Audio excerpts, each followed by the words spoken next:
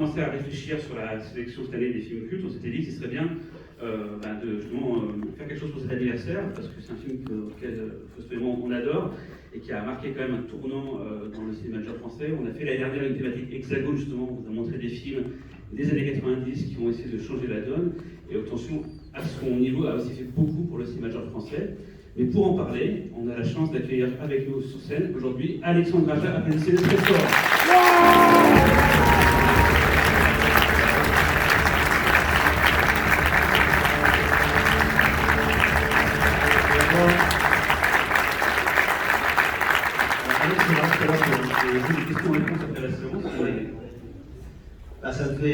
Ça me fait vraiment très plaisir d'être là parce qu'il y a quasiment 20 ans, j'étais avec Greg Levasseur qui est là ce soir aussi. On était assis au premier rang, tout seul dans cette salle, à vérifier une copie je crois que c'était pour Toronto. Donc c'est évidemment très émouvant de revenir presque 20 ans après. Il y a Franck Calfoun qui est là aussi ce soir, qui est dans le film. Et voilà, c'est d'être ici. Et puis ce soir, évidemment, de repartager ce film et ce grand écran de nouveau avec vous tous. C'est très émouvant, mais c'est aussi spécialement émouvant pour moi parce que c'est la première fois ce soir que mon fils de 15 ans, qui est dans la salle, il ne devrait pas parce que c'est interdit moins de 16 ans, la merde, qui va découvrir le film pour la première fois sur grand écran. Voilà, toujours le grand écran, c'est toujours tellement mieux pour découvrir et pour vivre ces films-là. Voilà, écoutez, si vous le voyez pour la première fois, j'espère que ça va vous plaire. Si vous le revoyez à nouveau, vous allez le redécouvrir en grand.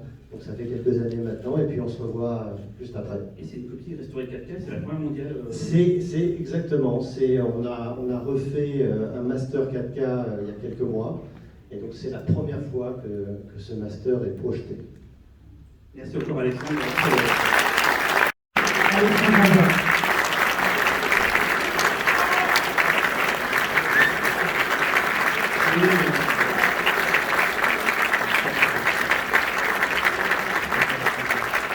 On nous pose un peu les réponses pour les questions, et moi je suis en train de répondre au cas où. Je vais déjà laisser Alexandre dire un petit mot. Je n'ai pas grand chose à dire encore. C'est vrai que j'ai revu un petit peu la fin. J'ai dit, bon, voilà, c'est vrai que pour faire ce master, ça va plonger dans toutes ces images. Et, voilà, donc de partager un petit peu cette passion avec vous, c'était intéressant. Voilà, si vous avez des questions. N'hésitez pas à lever la main pour qu'on vous repère, soit en haut ou en bas. J'ai déjà commencé à aussi une première question. Ah, j'allais en bas. Hop.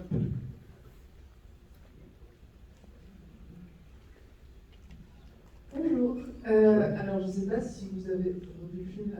Oui, je pense que vous allez dire oui.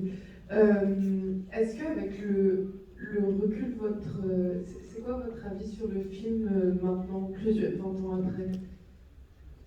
C'est compliqué comme question. J'ai l'impression que ce film-là, c'était plus une.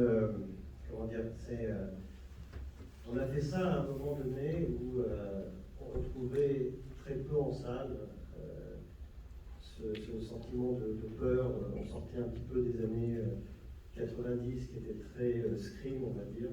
Il y avait un peu une ironie sur le genre. Et en fait, nos vraies terreurs de spectateurs, on les retrouvait dans les vidéoclubs, dans un cinéma qui était plus des années 70 américains, comme La Maison sur la gauche ou Massacre à la tronçonneuse, des films comme ça. Donc quand on a écrit ce film avec Greg, on a essayé de retrouver un petit peu cette sensation-là. Et à ce moment-là, c'était un peu la surprise. On ne savait pas si ça allait marcher, si ça allait fonctionner sur le public, s'il y avait à avoir un public. Et ça a un petit peu initié quelque chose, en tout cas en France. Le film a beaucoup voyagé aussi à l'étranger. Alors aujourd'hui, je vois évidemment plein de choses que je ferais aujourd'hui différemment. Mais c'est aussi ça un film. Un film, c'est un instantané de ce qu'on est au moment où on le fait. Et il y a 20 ans, quand on avait 20 ans, voilà, c'était un petit peu ce qu'on était, ce qu'on avait, ce qu'on portait.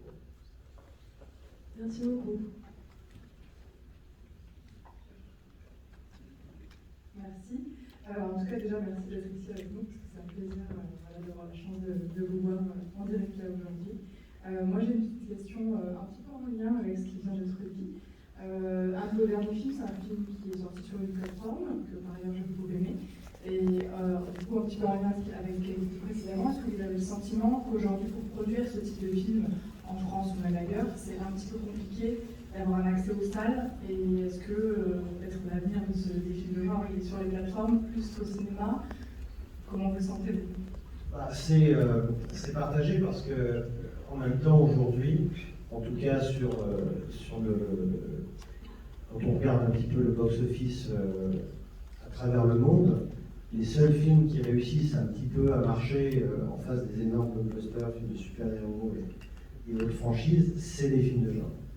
Donc il y a quand même un futur qui est beaucoup plus assuré qu'il était il y a 20 ans quelque part. Et c'est vrai que voilà, récemment un film comme Smile, ça a fait un énorme carton partout dans le monde. Il y a encore une place dans la salle et je pense que cette place elle s'impose parce que c'est un cinéma qu'on ressent, qu'on a besoin de partager ensemble. Il y a une sorte de peur, voilà, il y a la température qui monte, la tension, être accroché à son siège, c'est des sentiments qu'on a envie de vivre en salle de cinéma et pas forcément chez soi. Alors chez soi ça marche aussi, hein. Moi je regarde beaucoup de films d'horreur chez moi, ça fonctionne très bien, mais c'est une autre expérience. Donc j'ai l'impression qu'en fait le cinéma, la salle de cinéma, ça reste le temple de ce cinéma très viscéral et très immersif. Merci beaucoup. Oui, bonsoir. J'avais une petite question, je voulais savoir, parce que bon, quand j'avais vu votre film, je crois, en version petit écran, et là, pour un grand écran, je me dis que c'est quand même sacrément fort. Je reprends un peu éclaboussé, là, vous dites, on se rend dans plein la figure, mais justement, je me disais, est-ce que ça a été difficile pour vous de convaincre deux actrices comme Maïwenn et Cécile de France, alors qui n'étaient peut-être pas aussi connues à l'époque que maintenant, mais qui étaient, je crois, quand même déjà un petit peu connues, et elles jouent quand même dans un truc qui est comme à part, quoi, un vrai film de genre qui éclabousse bien. Est-ce que ça a été difficile à l'époque, et est-ce que vous pensez que maintenant ce serait possible d'engager comme ça deux actrices déjà un peu connues dans un film de genre comme ça? Oui, alors je prépare un film qu'on va tourner au mois de mars avec Ali Berry. Donc la question elle est oui, il y a encore en fait des acteurs très connus et très connus qui ont vraiment envie de jouer dans ce type de cinéma-là, qui est un cinéma qui n'est pas basé uniquement sur des dialogues, mais sur l'émotion. Ce que fait Cécile dans ce film, il y a des moments, je ne parle pas du gore, mais je parle des moments de jeu où finalement elle va traverser un couloir, un escalier, et à chaque pas on va comprendre, sans aucune parole, ce qui lui passe par la tête, à quoi elle pense, et c'est elle qui prend le spectateur. Le film sans Maïwenn et Cécile, il n'existe pas. C'est vraiment elle qui le porte, qui le font exister. Après, à l'époque, Cécile a été une première rencontre, et à l'époque, elle n'était pas encore connue du tout. On avait beaucoup de mal de monter le film sur elle, et puis Joanne nous a dit qu'il faut attendre un petit peu, parce que déjà j'ai 3 films qui sortent en même temps, et ça va changer toute la perception de l'industrie française. Et en effet, il y avait parmi ces films-là L'Auberge espagnole, qui a fait que voilà, elle avait envie dès le départ, elle avait compris en fait le challenge. Et Cécile est une actrice qui est extrêmement technique, qui est une des actrices les plus. C'est vraiment une des meilleures expériences que j'ai eues de ma vie de travailler. Voilà, Maïwenn, c'est un autre genre, c'est pareil, mais avec comment dire, un dynamisme qui est très très important.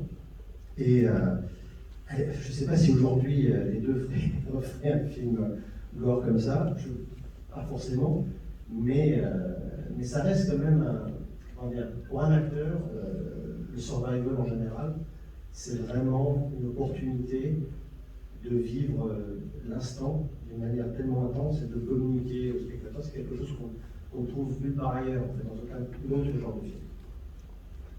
Merci. Bonjour. Ici, oui, bonjour. Alors déjà, merci pour ce film qui a bercé mon adolescence, que j'ai dû voir au moins 10 fois. Je sais qu'il faisait partie de ce que les médias étrangers appellent la New French Extremity, avec à l'intérieur, frontières, un petit peu tout ça. Et je voulais savoir si actuellement, si ce cinéma-là serait encore possible avec la même radicalité, avec la même brutalité sans tout un petit peu le cinéma actuel d'horreur ou le cinéma gore qui a tout le temps un sous-texte, disons politique ou social, juste quelque chose de radical comme ça. Est-ce que vous pensez que ce serait possible? Est-ce que vous, c'est quelque chose que vous aimeriez encore essayer peut-être de faire dans un avenir voilà. Alors, si c'est pas, si c'est pas possible maintenant, ce sera à un moment donné, parce qu'il y a quand même des cycles comme ça dans ce cinéma-là qui reviennent et qui tournent et qui reviennent. Et c'est vrai que pour le moment, il y a, et c'est plutôt bien, hein, tout ce cinéma, le cinéma de peur, de survival, d'horreur, a jamais été aussi présent, que ce soit en série télé, en film, et dans les succès publics. Donc il y a quelque chose quand même il y a une diversité au sein du genre qui est assez saine en ce moment. Et je pense qu'il y a toujours de la place pour je pense à Barbarian, qui est sorti malheureusement que en streaming en France, mais qui a été un vrai succès en salle au cinéma aux États-Unis, qui est un film un petit peu dans la même veine que Haute Tension, qui a le même côté un petit peu radical, un peu extrême, un peu. Donc je pense que c'est toujours possible. Question à l'autre.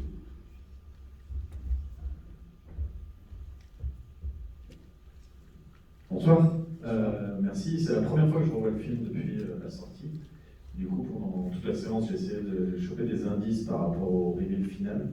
Et j'ai pas l'impression qu'il y en ait, en fait, à part au tout début. Est-ce que c'était, voilà, vous vouliez vraiment ne pas mettre du tout d'indices sur les doublements de personnalité pour garder le reveal final? C'est une longue histoire, en fait. Le script original était un retour à la scène de départ, où tout d'un coup, on allait tous ensemble, à la fin, revoir cette vidéo de surveillance et comprendre que tout ce qu'elle nous avait raconté, c'était complètement faux. Et on a décidé, quelques mois avant le film, d'avancer ce retournement un peu plus tôt dans l'histoire. Mais c'est vrai pour être complètement honnête, à ce moment-là, on n'a pas trouvé toutes les solutions pour les expliquer. Et donc, voilà, aujourd'hui, j'ai quelques idées, mais c'est un peu tard.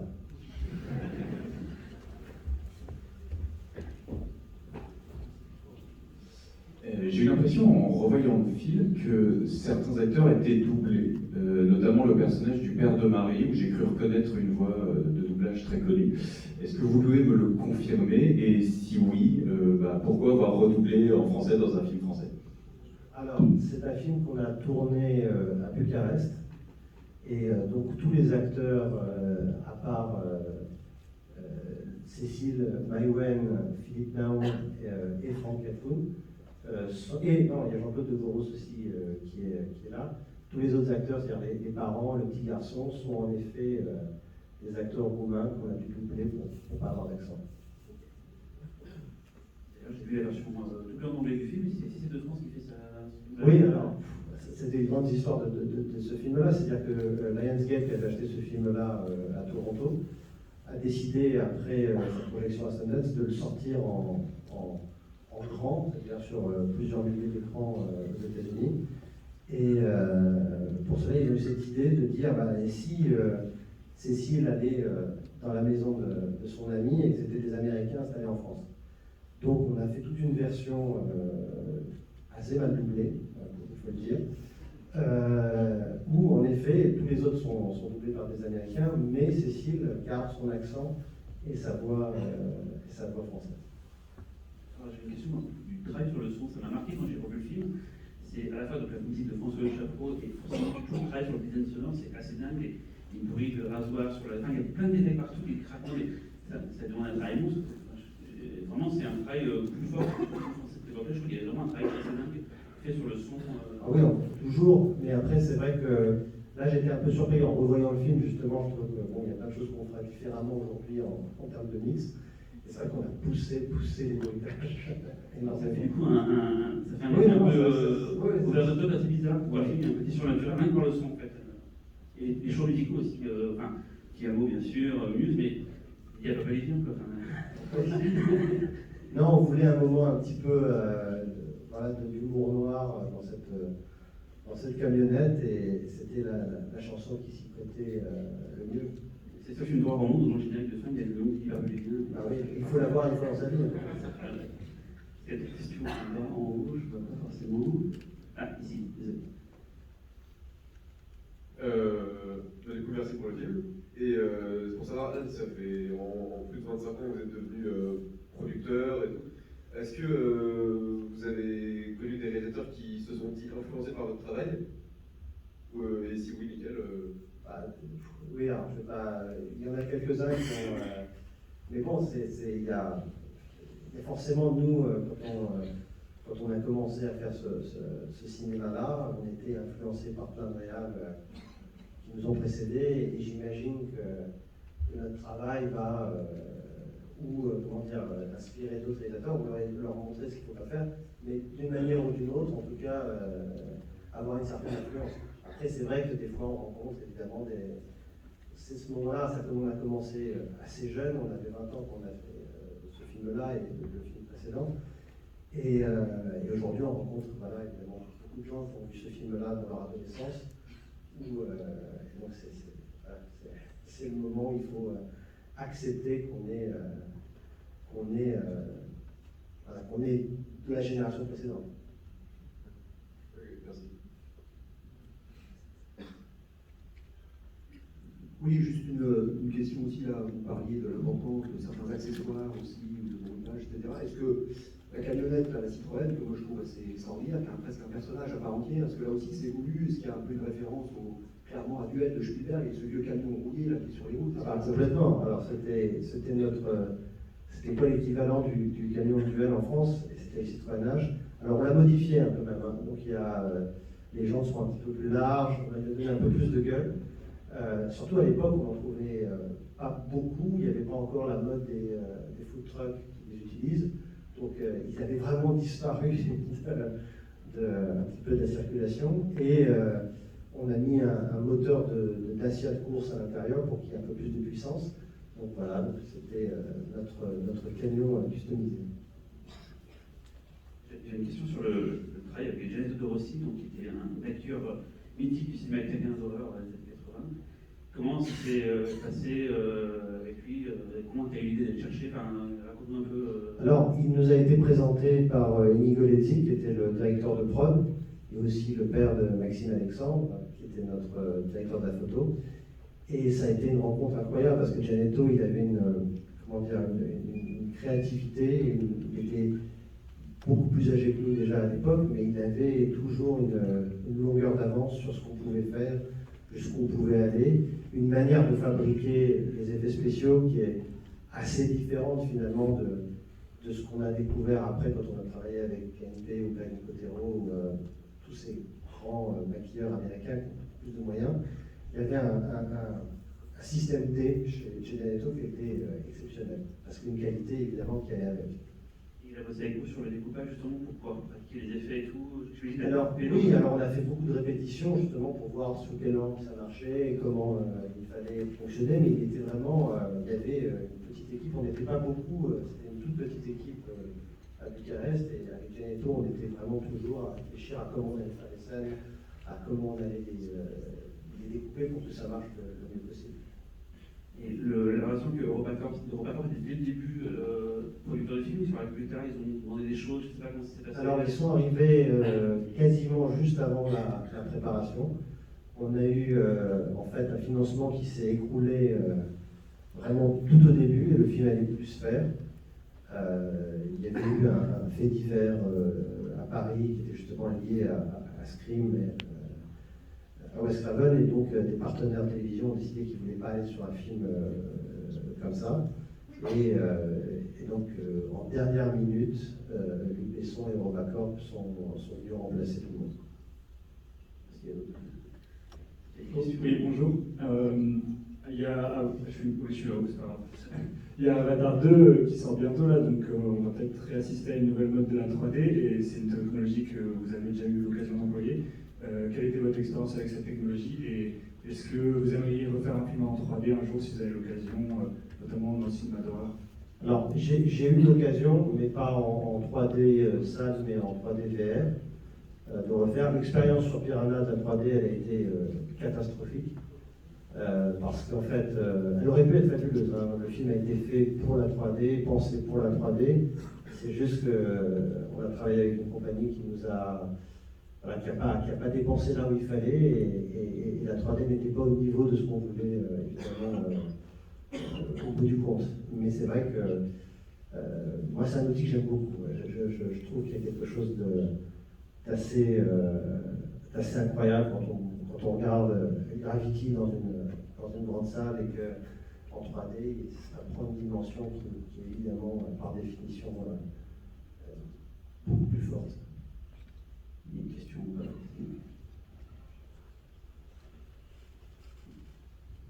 Bonsoir. On dit souvent qu'on n'a pas le droit de tuer les animaux, ni de montrer les enfants qui sont tués. Est-ce que vous avez été embêté pour la distribution internationale? Est-ce que vous avez dû remonter quelque chose à ce niveau-là? Alors, sur la version américaine, elle est légèrement plus courte, mais ni sur le chien, ni sur le petit garçon. Donc, non, on n'a pas eu de problème de ce côté-là. C'est plus sur le massacre de Nahon dans la serre. Et je crois qu'à un autre moment, il y a je crois 40 secondes qui ont été coupées. Après, ça reste un film français, donc on peut encore se permettre de faire des choses. C'est pas parce que un salopard tue un chien que c'est notre point de vue. Bien sûr. Merci.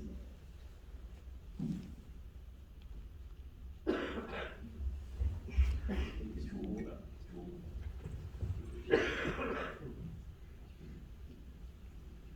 Bonsoir, c'est au sujet de Philippe Nahon, donc léger de Gaspard Noé, qui était à votre place l'année dernière. Et je voulais savoir votre influence de ce réalisateur par rapport, je pense à Irréversible, qui est sorti un peu avant. Non, après. Mais c'était évidemment Seul contre tous qui nous a absolument convaincus qu'il nous fallait absolument Philippe Nahon. C'était vraiment le personnage, l'archétype, tout. Et pourtant, il était tellement gentil, tellement un amour. Et donc, il avait quand même ce charisme à la Émile Louis. Et, voilà, qui était parfait pour le rôle. Et avez-vous eu les retours de votre fils? Pas encore. J'attends la fin de la séance pour savoir. Ah, il est dur, hein, alors, je sais pas, mais assez violent, assez violent. Et par rapport à la version 4K, par rapport au 35 mm d'il y a 20 ans, est-ce que vous avez aucune différence?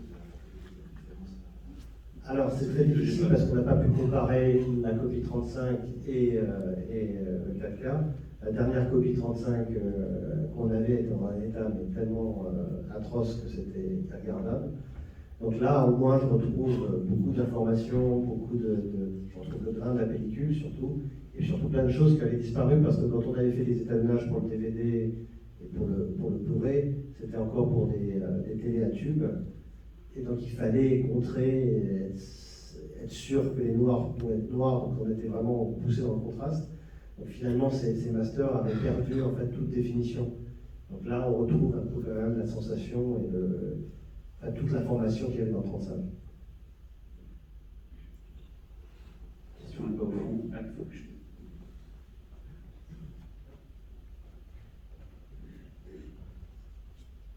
J'ai une question. Comment se justifie la première apparition de Philippe Nahon et comment se justifie tout le film avec le camion même à la fin? Même quand tout est révélé, on voit encore le camion en fait. Alors oui, alors quand tout est révélé, on voit encore le camion. Après, on est dans la narration de ce qu'elle raconte du film. C'est-à-dire quand le film commence et qu'on est sur ça y est, ça enregistre. Donc elle est dans ce récit en fait de le tueur devait être là, il nous regardait, il nous observait. Donc c'est toujours dans cette même direction qu'on s'installait. Après, est-ce qu'elle est partie avec la Ford jaune? Est-ce qu'elle est restée avec cette camionnette? Est-ce qu'il y avait une camionnette dehors? On avait tourné plusieurs plans, dont un où elle marchait autour de la maison et il y avait une sorte de cabane à outils où il y avait tous les outils qu'on allait voir après par la suite. Et on avait aussi un plan de la camionnette sous une bâche qu'on a décidé de ne pas mettre finalement, c'était un petit peu trop évident comme indice.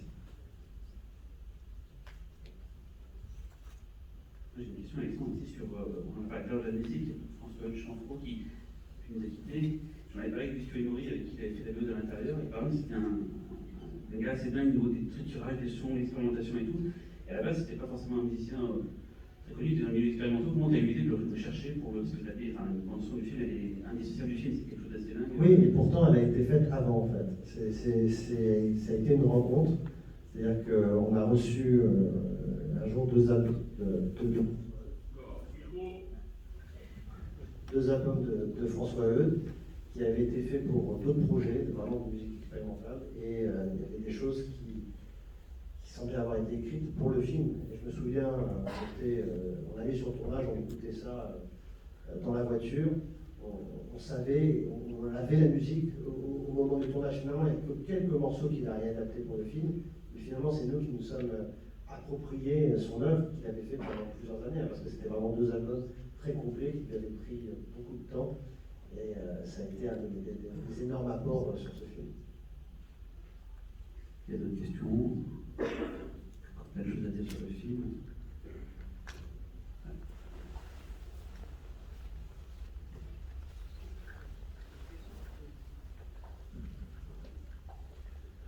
Bonjour. À propos du rebondissement final, est-ce que vous n'aviez pas, en cours de tournage, envisagé de ne pas faire de twist? Non, parce que, oui. Alors, et que Luc Besson a dit, écoutez, j'ai acheté les finances pour du twist, je veux que vous gardiez le twist. Et c'est peut-être pas ça qu'il y a eu une toute petite incohérence avec la caméra qui filme Naon.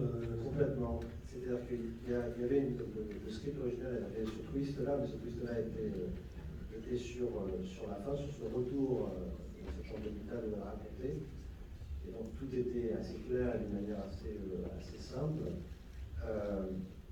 C'est en préparation, avec justement des discussions avec Luc Besson, qu'on a essayé de développer en fait, ce twist-là, au lieu d'être sur les dernières minutes du film, d'être sur les dernières 20 minutes du film.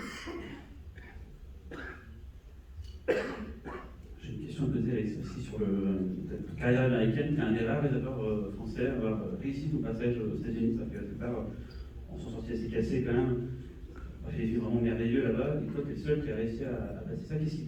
C'est quoi ton plus en plus? Qu'est-ce qui fait que tu as réussi à pas se faire broyer par la machine et à garder ton. C'est une série de rencontres. Ce film-là a été vu par Wes Craven. Beaucoup de gens viennent me contacter, j'imagine, après beaucoup de gens vous avez et ça a été la raison d'une rencontre avec Wes Craven qui nous a proposé de faire La Clignote des yeux. On a eu beaucoup d'autres propositions à ce moment-là. On s'est dit avec Greg que c'était faire La Clignote des yeux, c'était un moyen de continuer un petit peu ce qu'on avait commencé avec Haute Tension. C'était un moyen de s'approprier quelque chose, de l'écrire. C'était un moyen aussi de se confronter à un remake d'un film qui n'était pas forcément le plus réussi de son réal, donc on avait vraiment de la marge pour faire quelque chose de mieux. Donc on a choisi d'aller dans cette direction plutôt que de faire des films qui étaient prêts à tourner. Et en faisant ça, en fait, on n'est pas devenus des faiseurs ou des techniciens, on est vraiment devenus quelque part des filmmakers. C'est-à-dire qu'on a écrit, on a réalisé, on a produit, et ça nous a permis, comme ça a été un succès, évidemment, de nous installer d'une manière un peu plus confortable sur la création, sur le côté créatif, qui peut être très difficile, évidemment. Tu parles à l'instant d'Alexandre Levasseur, du coup, Greg Levasseur, qui est dans la salle avec ici. Donc Greg, avec vous, je crois que Greg c'est une organisation artistique, c'est ça qui a mais vous avez vraiment une façon de travailler, je pense, très proche pour tous vos films. Qu'est-ce que tu pourrais nous dire? Enfin, Greg est là où je sais pas s'il va descendre ou pas, mais en tout cas, qu'est-ce que tu pourrais dire sur ton travail avec Greg Levasseur? On s'est rencontrés en 6e, donc voilà, 30 ans plus tard, on travaille toujours ensemble. Vous avez des films de relance, c'est ça, l'adolescence, c'est ça? Vous avez lu des Oui, on a fait des voyages qu'on a envoyés à Manoli qui n'ont pas publié, malheureusement. On a écumé tous les vidéoclubs, on a regardé, on s'est fait une cinéphilie commune, et puis surtout très très vite, on a commencé à écrire les histoires qu'on avait envie de voir, à écrire les histoires qu'on avait envie de faire, et puis ça a continué aux États-Unis et jusqu'à maintenant. Est-ce que des gens ont des questions? Ici.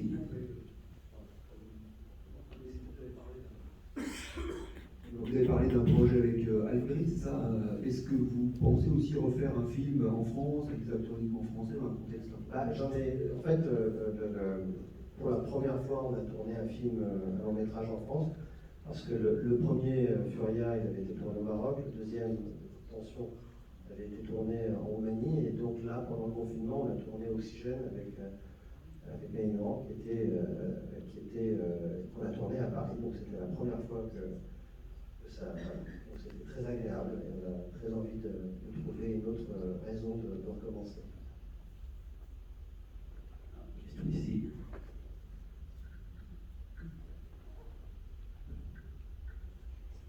Une question plutôt pour revenir sur votre carrière, ce que vous avez produit, ce que vous avez réalisé.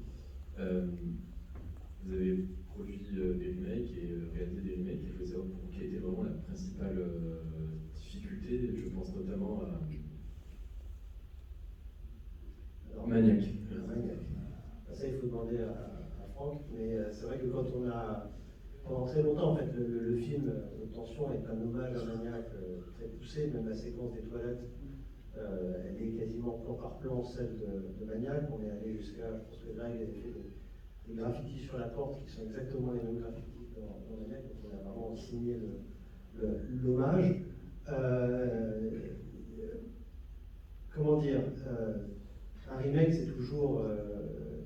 Voilà, quand on nous a approché la première fois pour refaire Maniac pour de vrai, et que William Lustig nous a dit ce serait bien que ce soit vous qui vous y colliez, on était un petit peu, comment dire, réservé, parce que c'était pour nous un pilier du cinéma de genre, avec quelque chose de très fort et de très difficile. Donc ça nous a commencé. Voilà, le fait qu'on ait pris une telle liberté avec le film, dans le casting, dans le concept, du point de vue, tout ça, ça a permis au Maniac qu'a réalisé Franck Helfont d'être plus un autre film, c'est-à-dire pas juste le remake de Maniac, mais un autre Maniac d'une manière vraiment différente. Je pense que cette dimension de comprendre, d'approcher un remake par non pas l'idée d'effacer l'original, mais d'en faire vraiment un autre film, c'est toujours ça qui est toujours là, en première ligne. Alors, après, on a l'impression que Piranha, c'est pas un remake, évidemment, c'est pas un remake, mais évidemment, on pourrait, voilà, une conversation là-dessus. Bon, merci du coup, Alexandre est venu notre